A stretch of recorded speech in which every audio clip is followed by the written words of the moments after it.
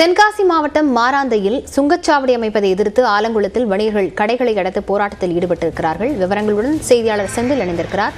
செந்தில், என்ன கூறி இவர்கள் போராட்டத்தில் ஈடுபட்டிருக்கிறார்கள்? விவரங்களை பதிவு செய்யலாம். நிச்சயமாக லவணியா, அதாவது திருநெல்வேலி மாவட்டத்திலிருந்து தென்காசியை பிரிக்க வேண்டும் என பல ஆண்டு காலமாக மக்கள் போராடி வந்த நிலையில் கடந்த 2019ஆம் ஆண்டு திருநெல்வேலியில் இருந்து தென்காசி மாவட்டத்தை தனியாக பிரிக்கப்பட்டது. இந்த நிலையில் மாவட்டம் பிரிக்கப்பட்டதன் காரணமாக, அதாவது திருநெல்வேலியில இருந்து தென்காசி வரைக்கும் 4 வழிச்சாலை திட்ட பணிகள் அமைக்கப்பட்டது. மேலும் இந்த 4 வழிச்சாலை திட்ட பணிகளுக்காக சுமார் 412 கோடி ரூபாய் அரசு நிதி ஒதுக்கிடப்பட்டு தற்போது பணிகள் நடைபெற்று வரும் நிலையில், அதாவது மாவட்டத்தின் தென்காசி மாவட்டத்தின் எல்லை பகுதியான மாராந்தை பகுதியில் டோல்கேட் அமைக்கப்பட்டது.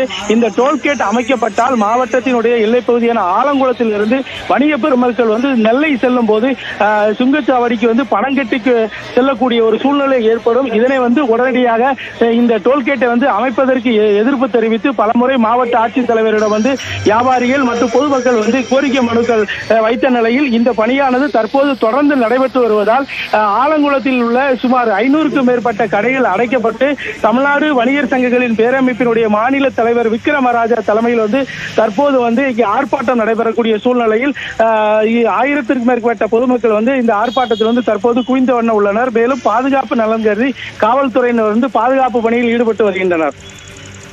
விவரங்களுக்கு நன்றி செந்தில்.